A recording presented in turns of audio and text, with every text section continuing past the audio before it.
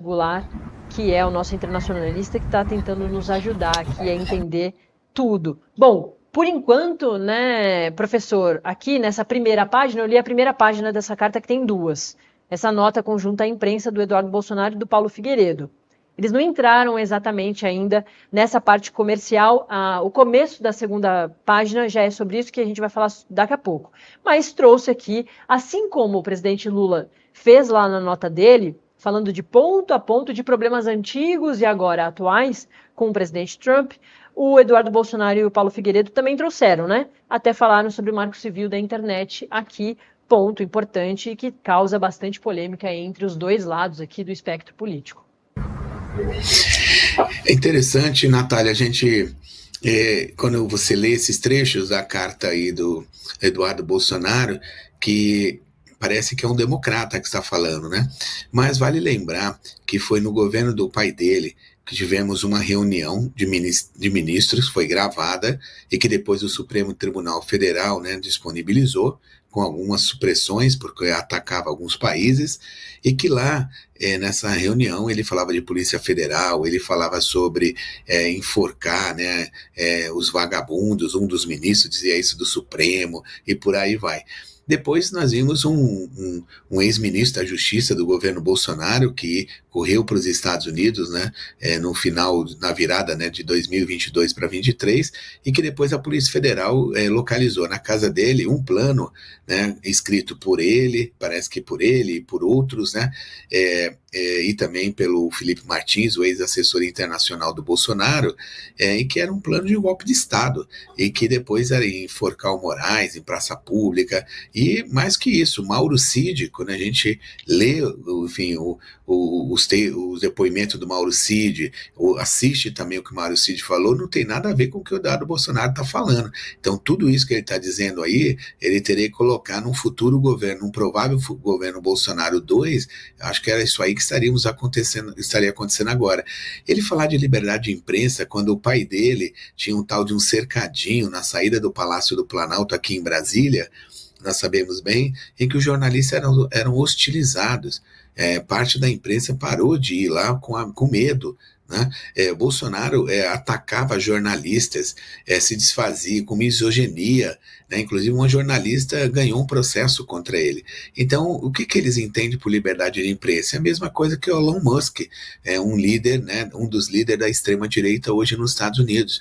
Você tem uma rede social sem nenhum limite, onde você pode dizer, transmitir, enfim, eventos, enfim, situações, por aí vai, sem nenhuma responsabilidade com aquilo que está sendo dito, falado.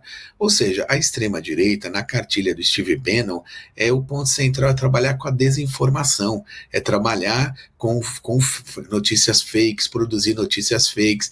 Imagina, você mencionou um dado momento aí, a deputada Carla Zambelli, ela é processada porque ela, né, apontou a arma para um cidadão em plena eleição. Né? Então é disso que nós estamos falando, liberdade do que eles estão falando. Então, além de deturpar o conceito básico, né, do que nós da convivência, do diálogo, né? Aí vem com uma carta dessa querendo dizer que o Brasil virou uma ditadura, que no Brasil não possa expressar o que você pensa, né?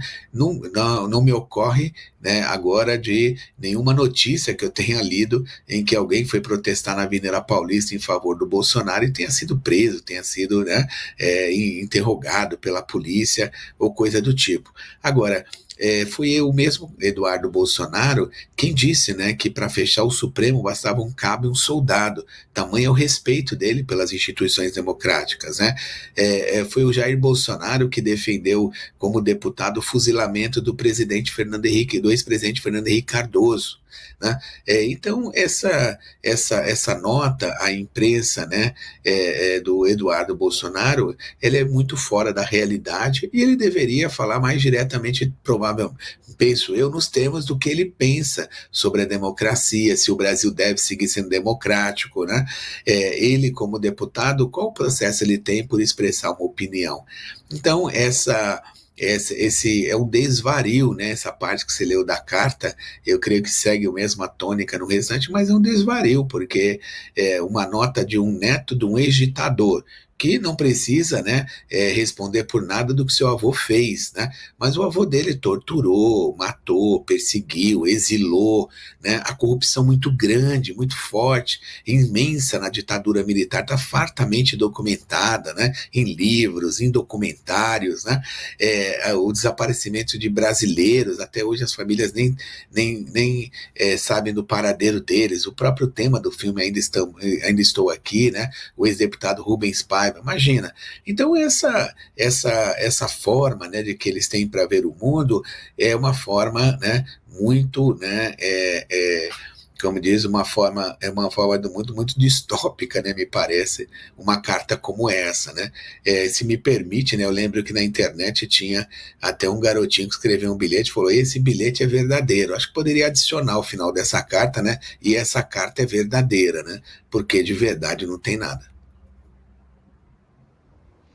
Olha, professor, para a gente terminar a carta, então, do Eduardo Bolsonaro e do Paulo Figueiredo, eu abro aspas novamente. A decisão do presidente Trump é clara. O relacionamento comercial, diplomático e institucional com o Brasil deixou de ser equilibrado e benéfico aos Estados Unidos e precisa ser reavaliado à luz dos abusos cometidos por seus dirigentes. Desde o início da nossa atuação internacional, buscamos evitar o pior, priorizando que sanções fossem aplicadas de forma individualizada, com foco no principal responsável pelos abusos, Alexandre de Moraes. Sanções que muito possivelmente ainda serão adicionalmente implementadas, sem prejuízo da sua expansão também contra os seus apoiadores diretos. No entanto, recentemente, o presidente Trump corretamente entendeu que Alexandre de Moraes só pode agir com o respaldo de um establishment político, empresarial e institucional que compactua com sua escalada autoritária. O presidente americano entendeu que esse establishment também precisa arcar com o custo desta aventura. Por isso, a partir de 1º de agosto, empresas brasileiras que desejarem acessar o maior mercado consumidor do planeta estarão sujeitas ao que se pode chamar de tarifa Moraes, entre aspas aqui, do próprio Eduardo Bolsonaro e grifado, né? Essa é uma oportunidade de escolha. Seguiremos o caminho da liberdade, prosperidade e soberania, como os Estados Unidos, ou nos tornaremos uma sociedade controlada e submissa, à semelhança da China, tão admirada pelo STF. Apelamos para que as autoridades brasileiras evitem escalar o conflito e adotem uma saída institucional que restaure as liberdades. Mais uma vez ele grifa. Cabe ao Congresso liderar esse processo, começando com uma anistia ampla, geral e restrita, seguida de uma nova legislação que garanta a liberdade de expressão, especialmente online, e a responsabilização dos agentes públicos que abusaram do poder. E ele finaliza. Sem essas medidas urgentes, a situação tende a se agravar, especialmente para certos indivíduos e senadores. Restam 3 semanas para evitar um desastre. É hora dos responsáveis colocarem fim a essa aventura autoritária. Que Deus abençoe o Brasil e a América. Fecha aspas, assinatura aí de Eduardo Bolsonaro, deputado federal em exílio, e Paulo Figueiredo, jornalista em exílio, assim como a gente comentou, eles se colocam aí em exílio. Bom, vários pontos aqui importantes. O nome dessa tarifa, né, Eduardo Bolsonaro coloca como tarifa Moraes, essa tarifa de 50% dos produtos brasileiros para os Estados Unidos. Ele convoca o Congresso a liderar esse processo para restaurar as liberdades e para que o Brasil consiga melhorar essa situação, e ele começa com essa convocação ao Congresso por uma anistia ampla, geral e restrita. Então ele já começa pedindo isso aqui é uma nota a partir da taxação de 50%, e ele diz que a primeira coisa que o Congresso tem que fazer é uma anistia ampla, claro que beneficiaria primeiramente seu pai, o ex-presidente Jair Bolsonaro, que está inelegível até 2030.